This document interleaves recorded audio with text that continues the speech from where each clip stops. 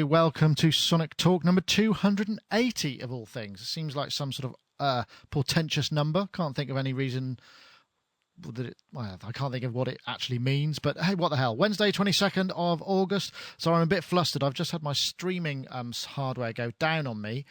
That sounds really dirty, doesn't it? I mean, it's broken is what I actually mean to say.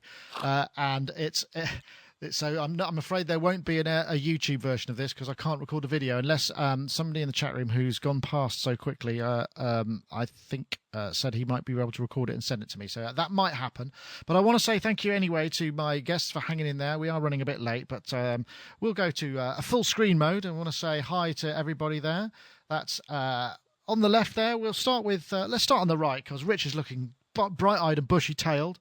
So Rich Hilton, over there in sunny Connecticut, where, well, I don't know, it could be sunny. There's light streaming in the window. It may be artificial or it may be right. Rich Hilton, of course, is a fully paid-up member of the Chic Disco Band, where he's been travelling, jet-setting all over Europe and the world this summer as the keyboard player, and also works in the studio with Nile Rodgers, where he mans the controls of the private facility that is home of the hits. How are you there, Rich? Good, thank you. Very good. Made any hits this week? No hits this week. How does one tell, I suppose? That's you could always just say yes, because you never know, do you, really? Unless you haven't made any music at all, in which case, then how could you? He can tell. Actually, I don't know, but he can tell. I've seen Niall's been out and about all over the place. I've heard him on the radio over here. He's got a book out, right? Yeah, sounds very interesting. I didn't realise, actually, that Nile Rodgers... This was a very interesting story that you probably know inside out. But when, after the sort of big disco stuff, they signed to do a production deal with Diana Ross, with the record company, and this is how he told. I picked it up from him telling this on Radio 4. And they wrote I'm Coming Out, and there was another track as well. And the record company would not release it because they were sort of scaredy pants about the disco...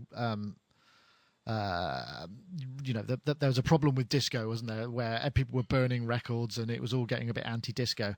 And Niall and the production team sued the record company to force them to release it.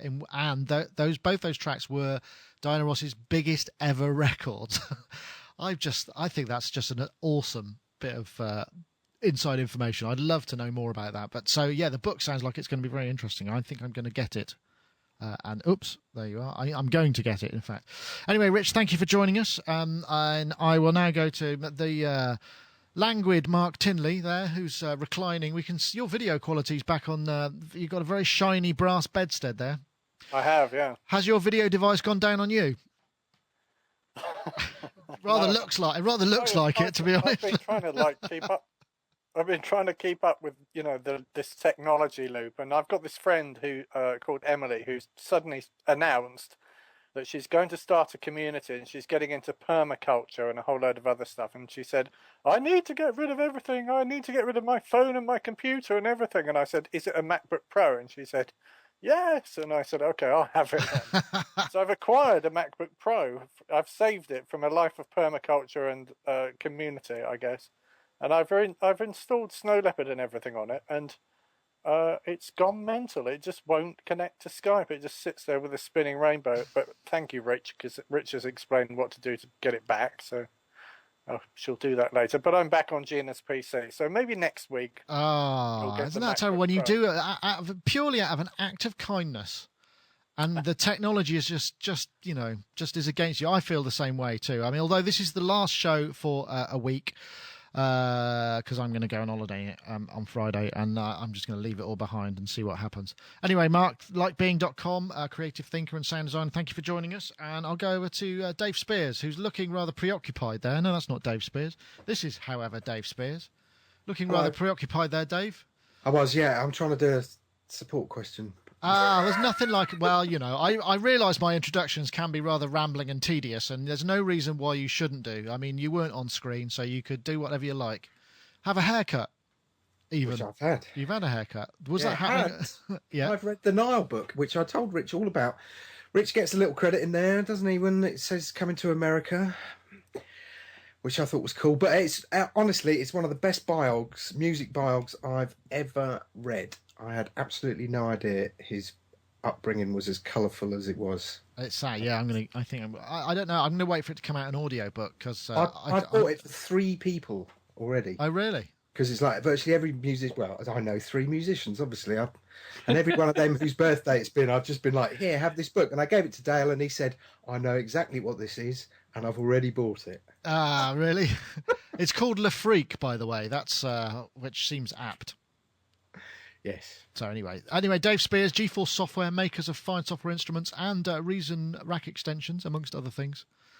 Thanks for joining us. Right, I suppose I should probably get on and do some show stuff because I've been getting flack in the comments about my rambling introductions, at least from one person. But I don't care about him. I'm just going to carry on rambling. Right, let's have a look. What's first? I think I better switch to the show notes because then... yeah, this is cool.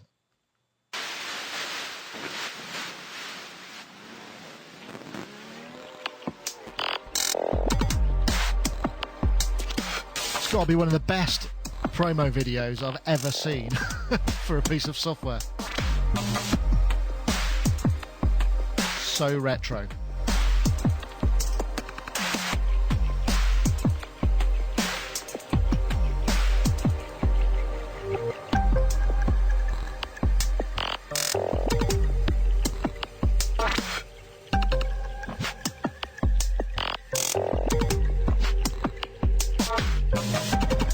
I'm going to play all of it just because it'll give me a break from using my mouth.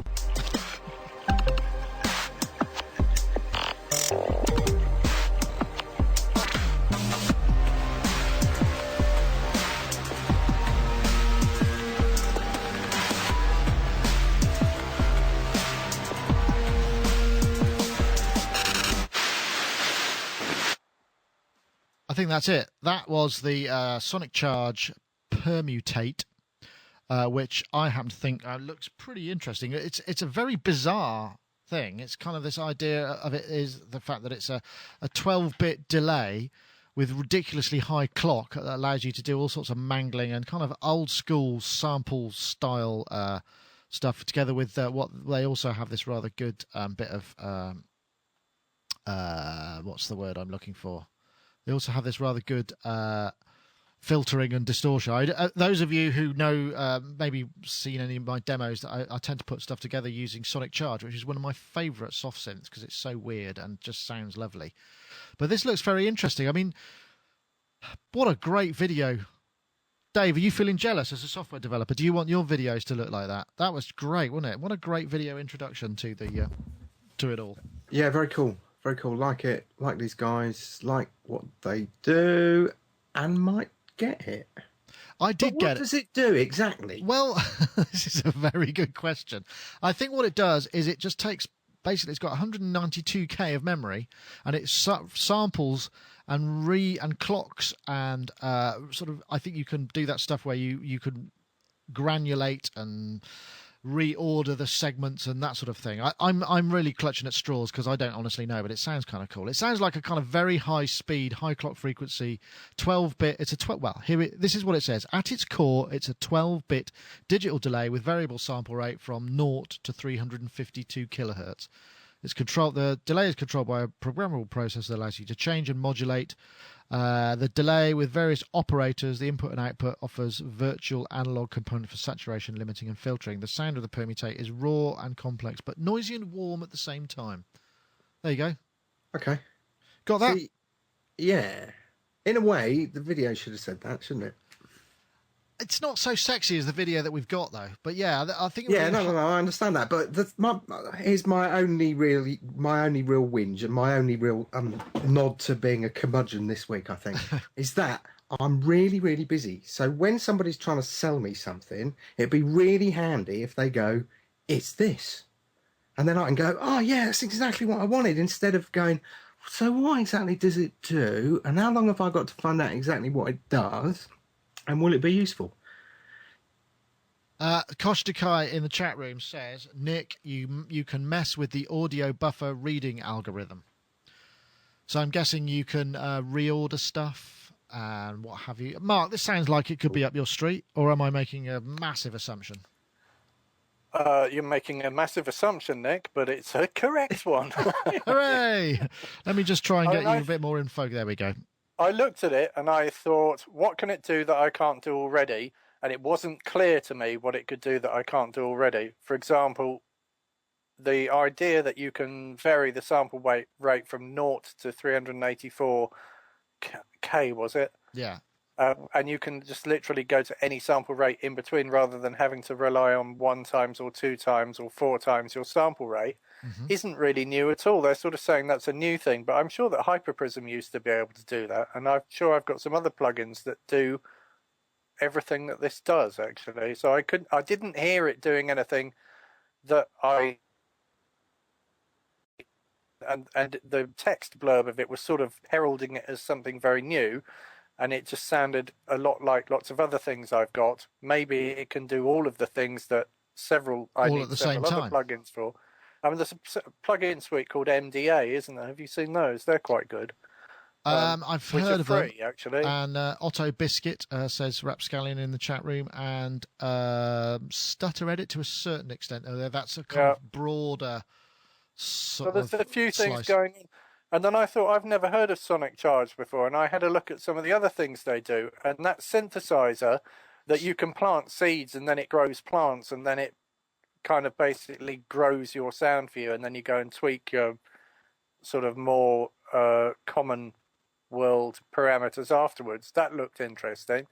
And then I saw something on their website called BitSpeak, which basically converts spoken word into the kind of sound that you would have got out of a speak and spell.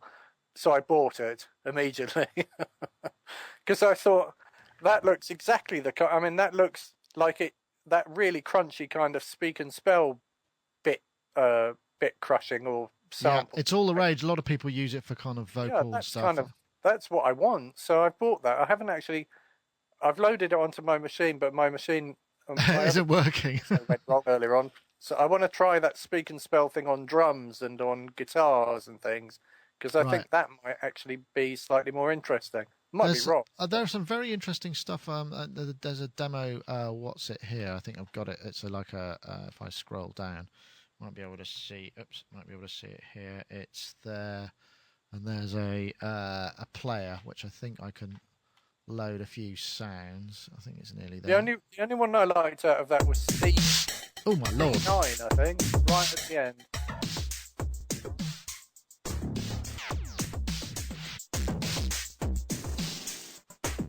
Yeah, most of the interesting stuff there is really, for me, is in the saturation and the distortion. There's some very interesting other stuff.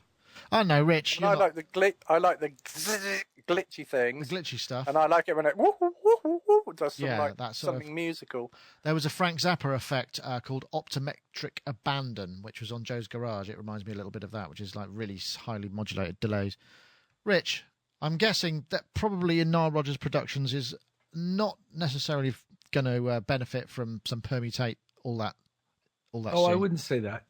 I would agree with pretty much everything both Dave and Mark said, and don't have a lot to add to that. But what I will say is I noticed lately that there are a lot of little bit-crushing fuzz boxes being released by a lot of different companies. Yeah. And this is yet another bit-crushing fuzz box, as is also that interesting speak and spell device. And, everybody's got one now, these days. There's...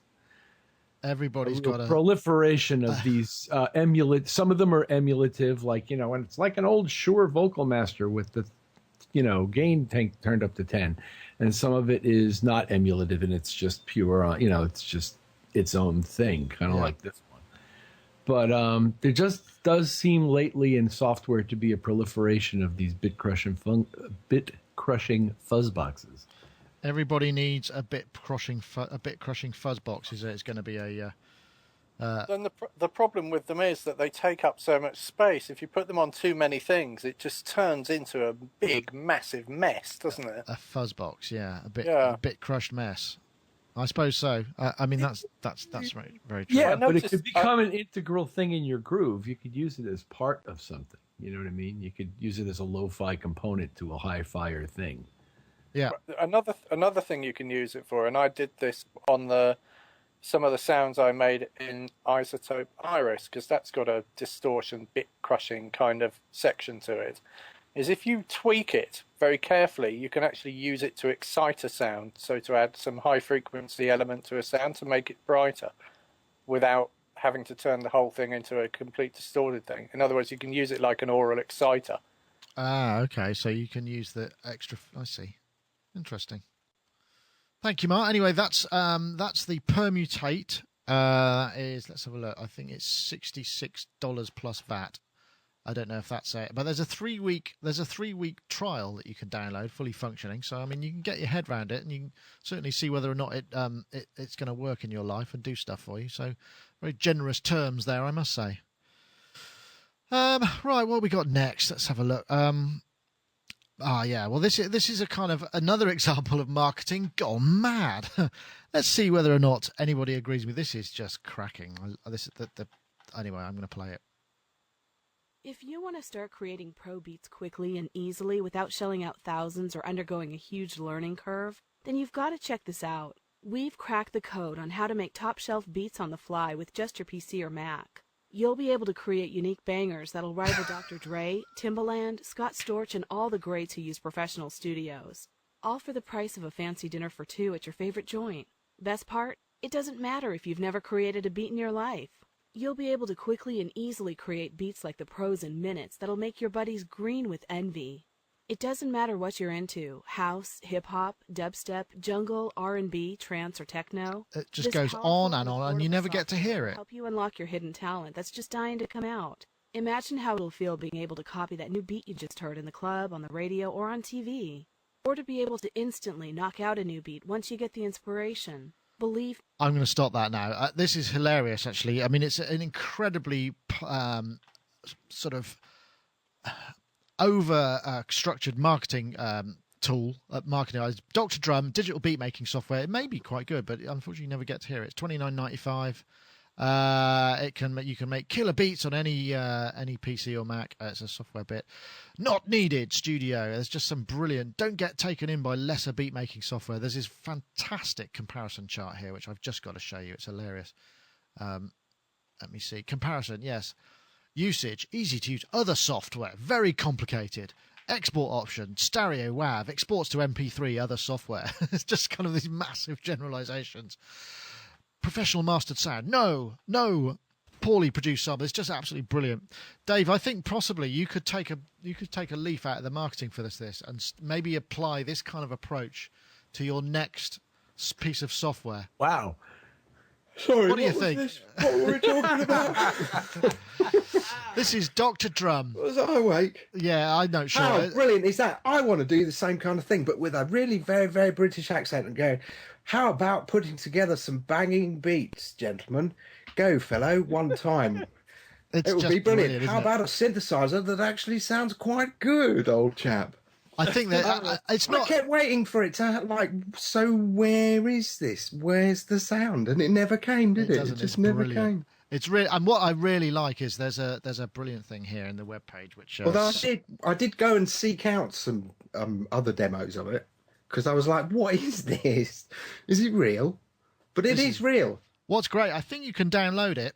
But it's only $29.95 while stocks last, which is quite an intriguing concept when it comes to downloads. But I could be wrong there, or do you have to have it sent to you? I know it's brilliant. I actually think, I mean, it's very crass, a very crass piece of marketing. Loads of amazing claims in there. Obviously, you know, it's just. I think it's sort of funny. Is it funny or is it sad? Mark, what do you think? Or do we care? I say, should we have a go at making some drums? What? You know? Have you ever been on ClickBank? Do you know what ClickBank is? No. It's kind of affiliate marketing. I'm just looking at that. It's a ClickBank click. I'm just clicking on it. So ClickBank is an affiliate marketing thing, and they have all sorts of products in there. And I think the general idea is that pyramid marketing is illegal, So if I sell you a PDF file of how to groom your dog for $49.99, and then I offer you an affiliate help. affiliate easily scheme. without shelling out thousands Stop. or undergoing a huge Oh, learning sorry curve. about that. She just is so So insistent. if I offer it to you as an affiliate, you get $25, I get $25, and we build like a nice pyramid, and everybody kind of wins, apart from the person at the bottom of the pyramid. Now, if you look, and I tried ClickBank because I tried a bit of affiliate marketing on my website, and it kind of doesn't really work because they keep your money forever, even if you do manage to sell some things for them, and unless you've sold 5 different major credit cards, etc., Right, okay. they just won't release your funds. So I never got any money, unfortunately. But what I did notice on ClickBank is there's loads and loads of different kind of guitar player and drum machine programs. There's loads of digital audio workstation style softwares on there, all claiming to be better than any of the others.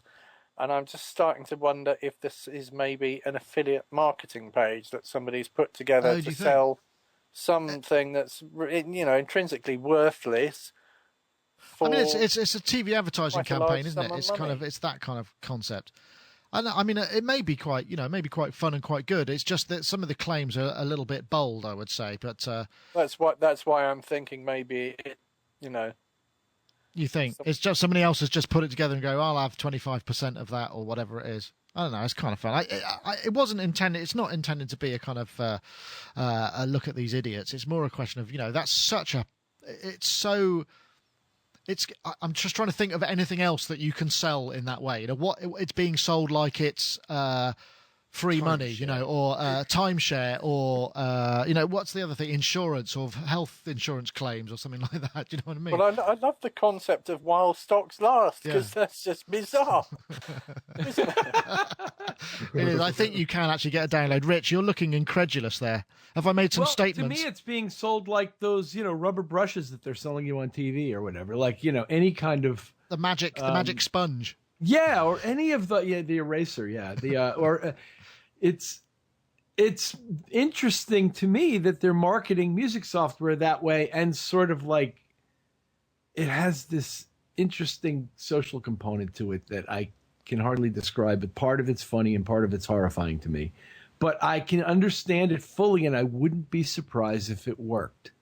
I'm sure it's working because it really caught my attention. I imagine that, you can just of course I want to sound like the pros. No, of course I haven't got a studio. All I need is this piece of software. Jesus, $30, it's got to be worth a try. My son has always wanted to be in a pop band. Maybe we could, it's just absolutely route one every time. It's quite, it's like Ronco. All they're asking for is $30. Yeah. And if they've sufficiently intimidated you into believing that your friends will love you if you can create beats with this thing, then you will part with $30 to get your friends to love you. And better still, they will laugh at you if you play them MP3s. Yes. That's right. That's hilarious. Yeah. My friends thought I was joking when I told them I was laying down better beats than full-time DJs until they heard my tracks. Now they know the truth. I think someone needs to sample it. I mean, that's basically what this is for. What I've just realised is I hadn't really looked at the page properly, and right in the middle of the page it says, your order is secure and fully guaranteed by ClickBank. So it is ClickBank, isn't it? So, look at this. This is good. Your clubs are going to start begging you to DJ, and the ladies will fall at your feet. Right, I'm going to get me some of that. Right. Well spotted. Wow. There's some. Let me see. I've just got to see that there are some more things here. It looks... No, I have two. There's two things. One, how many of the people who look at that ad are going to part with the $30? Because I think $30. It's an interesting threshold on TV. They usually go $20 in this country with the threshold, and then they offer you $2 at the end. Whatever it was they've been trying to sell you and throwing things in. At the end, they go, and we'll give you twice as many of them now for your $20. Right. $30 is a slightly higher threshold, but in software, it's actually not a very high threshold at all. And for somebody online to drop $29.99 on becoming, their friends. That's just brilliant. There's more. Look, hold on. I know Dr. Drum will make you rock the house because it worked for me. It's like a sort of cream, isn't it? Yeah. And it got rid of this unsightly and embarrassing nasal hair that I've been suffering from too. And it stopped my dog weeing on the carpet. Yeah. There's a really odd anomaly about the whole thing, though. So if you scroll to the bottom of the page, right, they do offer an affiliate link for you. So if you scroll right the way to the bottom, there's a link that says affiliates. Right, okay. If you click on that link, it says welcome affiliates. Earn over $108 per sale. Now, how can that be? Because if they're selling it for $29.99, how can the affiliate earn $108? That just doesn't make any sense. That's a very good question. I think there should probably be some sort of Senate-based inquiry into this. I'm not quite as horrified as you are about it, Nick. What's I'm not horrified. I just is think it's funny. that I mean, it presupposes a culture of young people who would be easily taken in for their $30 by the notion that they're going to become popular by making beats rather than picking up a guitar or a set of sticks. That's what interests me socially about the thing. But yeah. Marketing-wise, they've just taken the techniques they use to sell you stuff on TV and brought it well, to there's the a very music crass end of it, isn't it, I suppose? What's the other thing here? There's some more claims, which I'm... Oh, yeah, here we go. Update, Wednesday, 22nd of August. That's right now. Good grief. Because Dr. Drum is in such high demand, our video hosting and support staff costs continue to rise. As a result, we're constantly reviewing the cost. What this means is if you don't buy it today, you might have to pay more. Excellent. That's just... Next week, if we go and have a look at it in a couple of days' time, it'll say, as advertised on Sonic State. Yeah. Well, I should probably disclose now that I'm applying for my affiliate link now. Yeah. And that date is probably like one of those plugins that just puts today's date in. I doubt anybody's... I'm absolutely certain of it, frankly. It's brilliant. That showed up on Synthtopia as well. It's just a great piece of kind of... I mean, it's funny, isn't it? Because in some respects, if you look back to, there was Beat Thang, which came out in very prototype form, like several NAMs ago, and the sort of claims they were making for that were much, much, much less kind of sort of wild than this, and they got loads and loads of flack for kind of trying to be all. The way that they were approaching it, whereas this is just basically ignoring any sort of credibility and just going straight for it. But yeah. Anyway, I suppose that's it was just a little bit of an aside, not particularly tech. It's got a very slight music tech kind of angle to it. But if you really want to know where it is, drdrum.com. That's drdrum.com. And you can remember you've got to buy it now because it could be more expensive because they're selling out so fast. They're making less money. I'm not quite sure how that works. Could you guys just wait for half an hour so I can set up my own affiliate link to that as well? And so put it in there. Really want to buy it? I can make the $15 or whatever. No, the $108 I'm going to make. Excellent. You can. Well, actually, I'll tell you what. Why don't you buy it? I'll buy it through you. And then we'll both get a copy for free, and then we can split the $40 that we make on top of it. Excellent. That sounds like a plan. That's just, Christ, it's a license to print money. Anyway, right, what's next? I want no part of this, by the way. You want no part? Oh, God, it's that late. I suppose I ought to do the ad. It's that time. Here it comes. He's scamming. The ad. This is not for Dr. Drum. This is, in fact, for... Yamaha apps, a world of apps indeed. There's a whole ton. There's over 20 applications available in the music category from Yamaha. They're taking the world of apps seriously. They're doing a lot of good work on it, actually.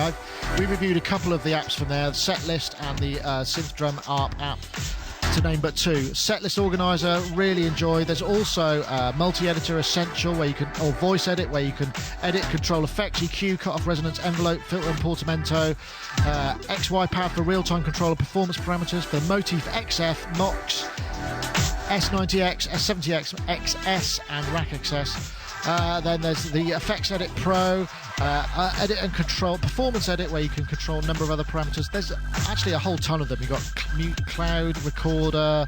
I think one of my favourites is the synth and drum up. And here comes the setlist organizer, which I think is great. It sends MIDI program changes, bank changes to up to 5 devices for sections in song, so you can control all your other MIDI gear. Record and share, cloud audio recorder, just a whole ton of different applications. And it's a really useful way, particularly with some of the smaller display stuff, that you can access some of the parameter control with an iPad that you already have. uk.yamaha.com is where you need to go to check out the world of apps. Sorry, I usually get my timing perfect, but I was a couple of seconds out there. But I want to say thanks very much to Yamaha for the continued sponsor of the show. If you've got an iPad, iOS device, do check out some of their apps. They've got some great ones. Okay. Right. Here we go. This is Mr. Aphex Twin. This was Aphex Twin was asked to present a piece for the beginning of the European Culture Congress in Poland. This was last year, Centennial Hall, Wrocław, Poland. And he worked with a weird core who designed an interface, which you can see there. That he was running. This is quite funny actually. So all of these coloured bars are for conducting the orchestra, the various different sections. So they get quieter there. There we go. And there they are quiet, and they're getting a bit louder, and the various cues and what have you. It's great. And he's doing it on this really crummy kind of MIDI controller, but it looks like an astonishing performance. I'm not entirely sure. I should try and find out more about the mechanics of it. I do know that there were 74 pairs of headphones, 36 small monitors and 6 plasma screens, all split into 7 different feeds. 2 weeks it took Weirdcore to put together the interface using Max MSP, Jitter and Max for live audio with input from a chap called Andrew Benson, who recommended the best way to achieve what they needed. It's pretty simple. Each part of the orchestra was color-coded and instructions-wise and lighting-wise, which meant the volume instructions connecting to the lighting system so that the louder they play, the more light they light up, etc. So it just looked like kind of a really interesting concept. I mean, I'd love to know more. I don't know whether he composed the piece or whether there was a random element to it. But, I mean, Aphex Twin is a bit of an enigma when it comes to that kind of stuff. Mark, are you a fan of his? Did this sort of... did this give you any pause for, I'd like to see something along those lines? Yes, I'm a fan of his, and I thought that just sounded horrible. It just sounded like absolute rubbish. If you gave me a massive orchestra like that, it's just like, you just don't want them to be playing one kind of slightly warbling and wailing note. Find some way of giving them more note information or breaking it up into some sort of rhythm. It just sounded like, I don't know. It just sounded like the scary bit of a movie had kind of got stuck somehow. It was just like all those singers, the power of that. They had an orchestra as well. Like to take the power of an orchestra, 48-piece string section and 24-piece choir. Yeah, I mean, why not do something with the dynamics and then break it up rhythmically so you can really sense the dynamics, like doing something. To be fair, I mean, in the defence, there is actually a much longer version. That was a shorter edit that I grabbed. I watched the longer version. Oh, did you? Well. Okay. So I thought this is just rubbish, and I thought, okay, so and I kind of got from the shorter version, like, this was the rehearsal in the morning, and everything may have kind of gone wrong. And I thought, okay, so it didn't go so well. And maybe ironed the problems out by the time the performance came around. So I watched the long version as well. And then I got to the point where I started skipping through it, thinking like, well, surely something, must have happened. It's just the same all the way through. And then they, this rapturous applause at the end. It's like, what? I mean, really, what? Why? I would tend to agree. I mean, I thought it was an interesting... well, I mean, he is brilliant concept, but it needs work. Yeah, I think you might be right there. It's interestingly enough, I went to see something on Friday in Bristol, which was called Mail, Post and Trains, I think it was called, and it was an installation in one of the big sheds at Bristol Temple Meads, and they had a few bands playing along to various sort of video works, but they also had Adrian Utley, who's the Portishead guy, and his guitar orchestra, 20 guitarists, some drums. Will from Goldfrapp was playing some saxophone over the beginning. They had this amazing gauze screen that was a projection over it, and it was the same kind of thing. And the thing that I find with a lot of these sort of conceptual music ideas is they tend to be musically very simple to achieve because there's so much that can go wrong, and they don't get all that much time to rehearse like you would if you were doing like Shostakovich or an orchestral piece. So often you get this sort of wafty sort of sense of atmosphere, and it's got very little theme. The one that I saw on Friday was not like that. It was incredibly powerful and had some beautiful moments, but this just did seem like an awful waste of resources. in terms of music. I would hate to criticize anything really, and I think that people's artistic expression is, always valid. But I actually think I could do it better, and I think where they've got stuck is that he's trying to do it too much in real time. And if he could split his mind and think in two ways about it. In other words, if he could do the performance a second ahead of the orchestra, it would buy him enough time to send them a score. So you could actually be creating a score a second or so I see. ahead, Yeah, no, that's interesting. and then listening to what the outcome was a second later. I mean, you could do it rhythmically. Well, I think the idea was that he was controlling them remotely. What I like the idea of, I thought maybe he was back at his place. I thought he was just sending it all over via the internet, and he wasn't even there. But I don't know whether that wasn't the case. I don't think, but or maybe it wasn't. I know, Rich. Think about it. We've got latency compensation in our software, so you could utilize that in some way to sort of, I mean, we all play keyboard parts into, well, I don't know, maybe you don't, but I play keyboard parts into my computer, and sometimes there's such a huge latency on there, I just have to think in a different way so that I can play it in the right place. That's all he has to do, is to have a big enough gap between his performance and the orchestra's performance. He's still in control of it, but there's some kind of buffer there to allow for more expression. There could have been a bit more creativity in the way that it was set up, so it could have been a bit more musically relevant, I think, is probably... Yeah, exactly. I know, Rich, what would you do with an orchestra that size? Write some music for it. To be performed, with or without multicolored volume fader simulations going on behind them. Yeah, it did seem like a slightly wasted opportunity. I mean, but the thing is, I'm sure being there and in the presence of so many musicians all making such noise, I mean, it's still going to be an impressive thing. That's probably why they're clapping, because it still had a sort of, it just doesn't necessarily come across in video. The problem with collective improvisation there's a problem when you get into numbers larger than so many people. The same way as either a pizza or a bagel begins to break down when you add too many ingredients to it. Okay. Once you get past a certain number of musicians spontaneously improvising together at the same time, it all turns to brown. It all turns to brown paint at some point. Yeah. Yeah. And when you take the utter absence of rhythm and throw that in, and there's no space, was there? Lack of consideration of any other musical parameter other than volume in each individual color-coded section of the group, which doesn't really address a very broad spectrum of the available creative possibilities. Sorry, I have to just come in here. This. I think Failed Muso in the chat room said maybe Mr. Aphex Twin needs a copy of Dr. Drum. That as a concept is fantastic. That's a brilliant suggestion, Rob. Thank you very much for that. Absolutely awesome.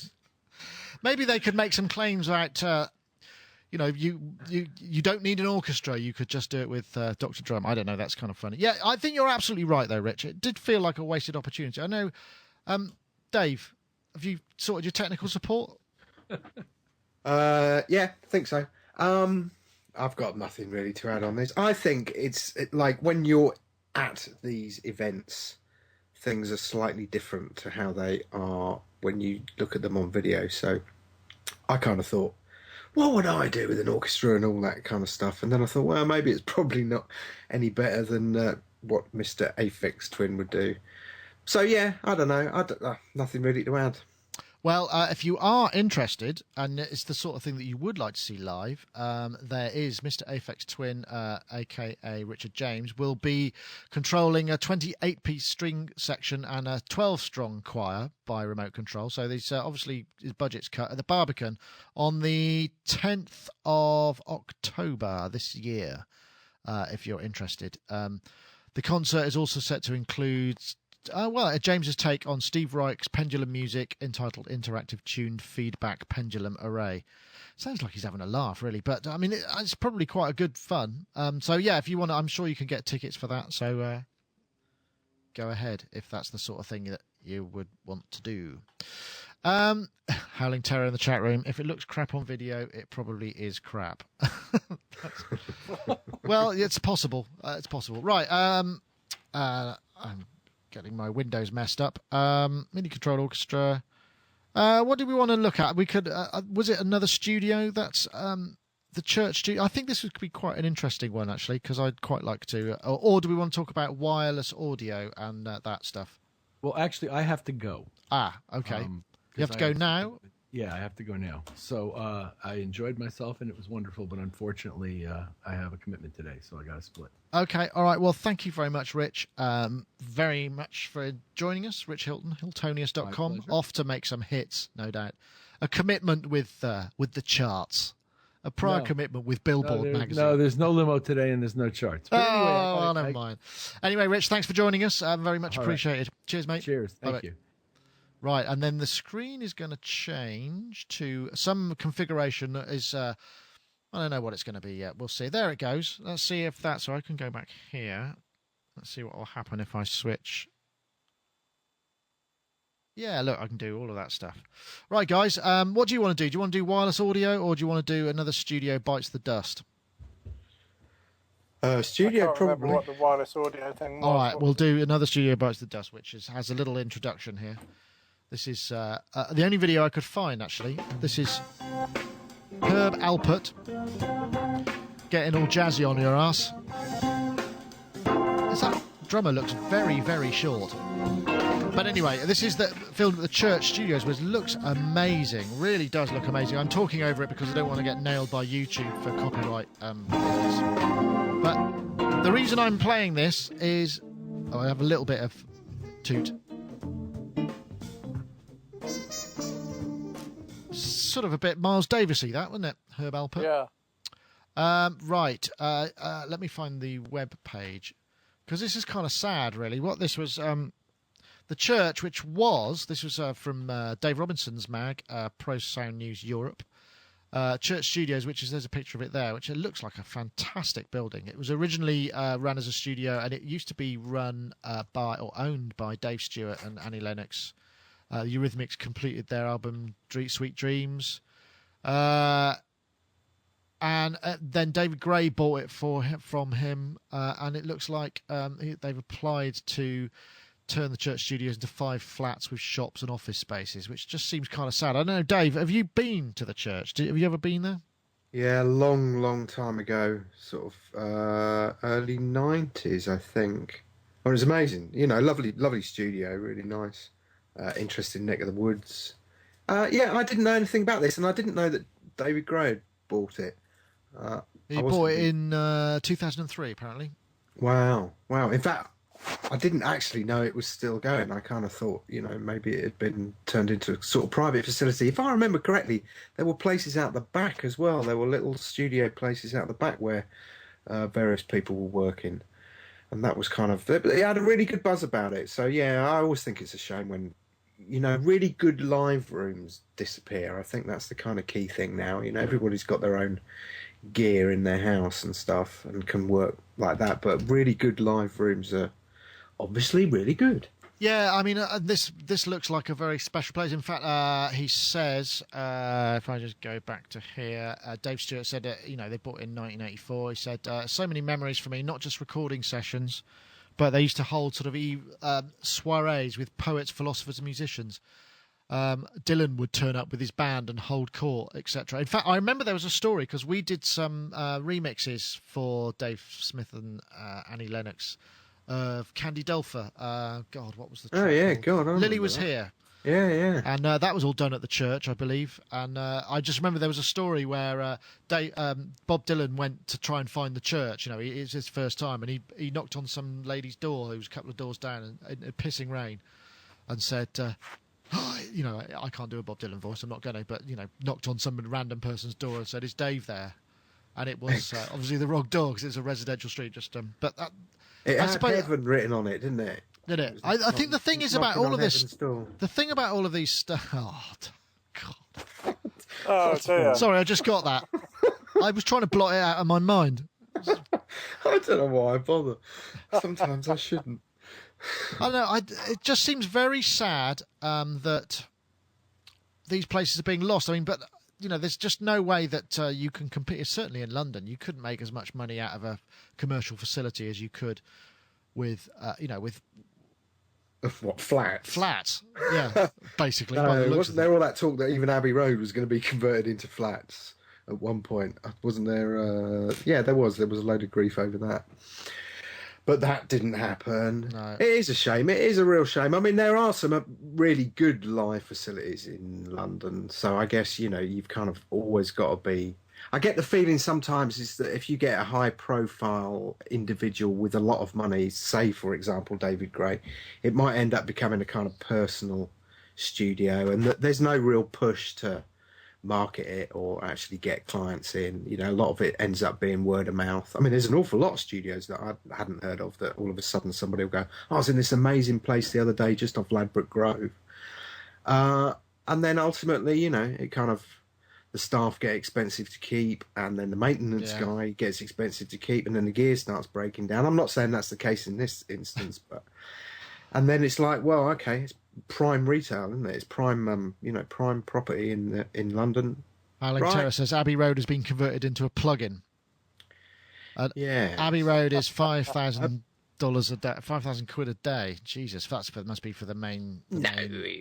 I would imagine you'd have to be doing a fairly massive orchestral score and use the main. I think Air might be that for some of the stuff, but I wouldn't have thought so. I don't know. It does seem. What is it that can, what is it that can maintain that? I mean, it seems like all the studios that I know about now, they no longer really, they've converted all of their little rooms into little rooms for producers to work in that will then share. So they have a sort of almost the clients are the people that work, like Psalms like that. So they presumably can use the big live rooms every once in a while, but most of the time, so you've got the Prodigy there, you've got various other people there who just kind of little production teams in various rooms with loads of MIDI gear and some banging monitors, and it just seems that's it gets more cool than that though, because most of those studios, I mean, Sphere, for instance, has the whole building is wired up with Cat5. So if I was to go in the main room or any of the big recording rooms, I can just wire my rig into it, and then I can remote control my computer over the network, so I can run my own rig in their big studio, and I can basically plug the whole thing in and record drums in their big room on my rig. So rather than having to drag your rig into the studio all the time and all that kind of palaver of trying to get your plugins to work on someone else's system, your system's just there. That's why people do it. The church was like that, wasn't it? I don't know. I'd never been there. I went there with Cameron McVeigh, I seem to remember, but must have been before David Gray bought it. And there were various different production rooms in there, and loads of big empty spaces in there when I went there as well. Right. Which I presume were the kind of recording rooms, but it was almost like the church part of it was almost intact. The big rooms upstairs with high ceilings and mahogany kind of arches and hardwood floors, which if you stuck a drum kit in there and close mic'd it would probably sound amazing. And if you put room mics up and stuff. Yeah, I imagine there's some great sound. Mark, your video seems to have frozen. I don't know if that's... Was it? Yeah, you're looking askance, but that's all right. If you can get it back, that would be fantastic. I don't know what... I mean, the sense of occasion, I suppose, is gone. I mean, I remember going to studios, felt like there was... It focuses the mind to a degree, which you can't... And some artists work that way, don't they? They just turn up and the moment makes them kind of go, right, I've got... like Elton, big artists like Elton John or those kind of folks will just do the... just turn up and make it... Just use the facility in and out. But they're the sort of people that don't spend 3 years making a record, I suppose. There is something about a studio, isn't there? I mean, the whole vibe of being in a studio is definitely an important thing, really. I mean, I used to try and record vocals with Simon Le Bon in all sorts of different places with a laptop, and like in hotel rooms and at Warren's house and kind of, all over the place. And in rehearsals as well. We used to try and record vocals in rehearsals or sound checks as well. And it never really worked, but you put him in a kind of a an enclosed space, a dark room with a music stand with lyrics on it and a very expensive microphone, and he seemed to perform much better. It's a shame Rich isn't still here, actually, because Rich also recorded him and would sort of, there's something about the psychology of him going into a vocal booth to do his vocal. It's almost like all the focus is on the singer when he's in the vocal booth. Yeah, I suppose so. Somehow that gives him support to do a really good performance. Well, that may be true for some people. I've equally had the same experience where you go into a studio with a band and players who can really kick it live, and you just think, I just want to capture that, are just go completely to pieces when they're under that sort of level of scrutiny. Mm. And that always used to be the real art, wasn't it? And that's why you get kind of session guys who can just come in and just perform and feel totally comfortable in those sort of scenarios. But so it's a bit swings around about it, but you can't. I mean, like here we could record stuff, I suppose, as long as it's not too loud and doesn't kind of affect other people, and the roller door doesn't go up from downstairs. I don't know. That's kind of where you need the big spaces, I think, because if you've got a band that feed off each other live. There was a band I was in a million years ago, and we were a very, very good live band, string section, brass section, and whatnot. And the management made the mistake of, when it got signed, of taking the band into a small studio to try and save money, and everybody was recording their parts one at a time. Yeah. And it just blew the vibe. We went from a great live band to a terminally dull recording band. I suppose that's true. That's where you need it. But I mean, we've now become, now we can do it all ourselves. We effectively, you'll just come in. Can you come in? The brass section will come in and do their bit, and then this will do that. And yes, you can construct it, but it's not the same thing. But getting a space where a large band can record in one go, and what have you. Maybe that's the live has been, that the whole live thing has changed that. I mean, like this Behringer desk we've got, and the Avid venues and all of those things, you could just record all of that stuff live now and then take it away and build on it from there and use the performance. So that's probably eaten into it as well, because now, I mean, even, it's like I say, this Behringer desk that I've just reviewed, which I think is absolutely brilliant. Pretty, with a laptop attached to it, I could just record 32 tracks. Yeah. And then flip the routing, so that I could play it back in the next venue to see what it sounds like. But that's so. Therefore, I've got the basis of an album. If the sound of the venue is any good, then you're on it, really, aren't you? And I suppose that's what's replaced it. Yeah, I guess so. Yeah, to a large extent. I mean, that does make perfect sense. And you know what? With in-ear monitoring and stuff, that also makes the whole recording experience for a recording engineer a whole load easier, because there's a lot less sound crashing around on the stage, isn't there? And if they can vibe off each other and still get that same kind of feel going, and without quite so much going on the stage. I mean, the Olympics were interesting, weren't they? Because they all seem to be on in-ears. Seems to be, that seems to have taken over from wedges completely now. I think they must have had to, just purely because of the amount of noise that would have been going around in that place. You'd need the isolation to a degree. The monitors would have to be so loud to kind of do anything, against the racket of that place, because it's designed. The stadium was designed to amplify the noise. In fact, lots of people were saying they just weren't prepared for the level of noise when they were running around the track. Like Mo Farah and various other people. That it was designed very much to support the native talent, and intimidate everybody else. And I think it worked along those lines. But again, from a live sound point of view, that's probably a bit of a nightmare. But I would really love to find out a bit more about the whole thing. Audio Nerd in the chat room has just brought out, this was going to be a topic actually at some point. Sibelius UK, the development team is in dire straits because of the Avid cuts and what have you. And there's a petition to Avid on SibeliusUsers.org to convince them to sell Sibelius, not outsource all of the support to Ukraine. So that's just something that if you kind of feel strongly about that, it's a very old and long-lived piece of software which has been around for a very long time. SibeliusUsers.org. Get over there and register your voice to that argument. I don't know whether it'll have any difference, but it might at least raise awareness to somebody who might want to buy it and stop that from happening. Who knows? Yes, but so thanks, Audio Nerd, for that. I'm just going to scroll down here.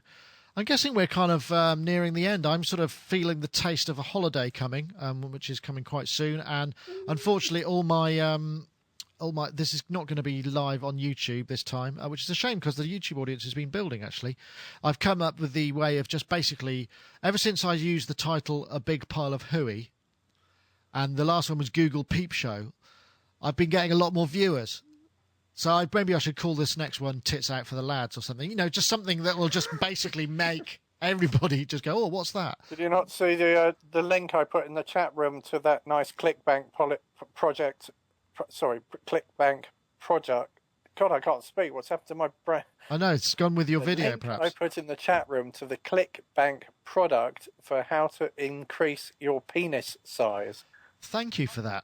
That might actually be of some use That to should me. get you like quite a number of hits. It might. It might also affect a number of other things that would not be so handy. But you're back now. I am. Yeah. I'm an affiliate of that. I wrote that. I get the feeling this is deteriorating rapidly into the lowest common denominator. I'm trying not to. I'm trying to kind of use that some of it, but not all of it. But anyway, it won't be on YouTube this week because I haven't got. Unless actually somebody did say that they were recording it locally, so they might be able to send me that. That'd be fantastic if that's possible. Send me a link to it, then I could put it up online. But so thanks very much. I'm afraid was it Audio Nerd? I've got to talk about a synthesizer. Prophet 10. Actually, I can't. Go ahead, Prophet 10. Yeah, go on, Dave. Hear that?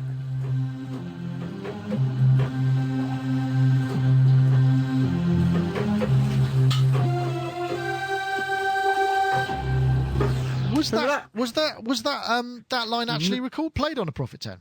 Yeah. Well, no, it was a Prophet 5. Do you remember that? You remember that track? Yeah, I'm lucky you can walk under ladders, Joan Armour Trading. There you go. And I believe that was Thomas Dolby. I think you're right. Yeah. It would have to be, wouldn't it? Yeah. There you go. Synth- The out of tune. I still would like to have a little interview with Thomas at some point in the future. I really would. But all my advances have been spurned. I know how to get hold of his tech guy. I could really? have a chat with him for you if you want. Yeah, maybe that would be interesting. I would like to because I still. Yeah, anyway, I won't go on about it, but perhaps for another time. Anyway, that's the end of the show. Or at least I'm saying it's the end of the show because it sort of is. No show next week. In fact, while I'm away, you must remember that the isotope competition is going to be over. I'm going to play a little bit more of this. Tell me if this is too loud for you folks. These are some more. We've had loads and loads of entries in the isotope competition. I did a little video actually to promote it, and you can win stuff, like loads of stuff. There's $2,000 worth of isotope software as the top prize. $1,000 in 5 categories. So what's that? That's $7,000 worth of prizes plus a Sonic State T-shirt. I mean, Jesus, forget the money.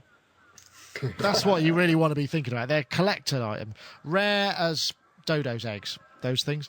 But anyway, yeah, all you have to do is go to sonicstate.com/iris and you can enter the competition there. You just download a 10-day fully working demo of Iris. These are some of the entries that we've had. This is the Very Alien Group from Adam Guth. And you make a sound out of either ambient, pad, melodic. There's some Sonic Talk samples in there you can use there. In fact, we haven't got all that many entries in the Sonic Talk category, so it might be a good one to go into.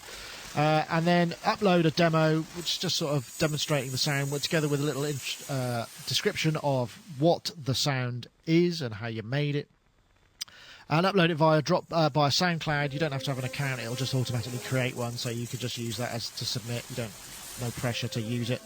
And then basically the entries we close competition 20th of August at midnight GMT. I'm going to be on holiday and I'll be back a day or so after that. Then we'll start wading through and look for the winners. So yes, Mark.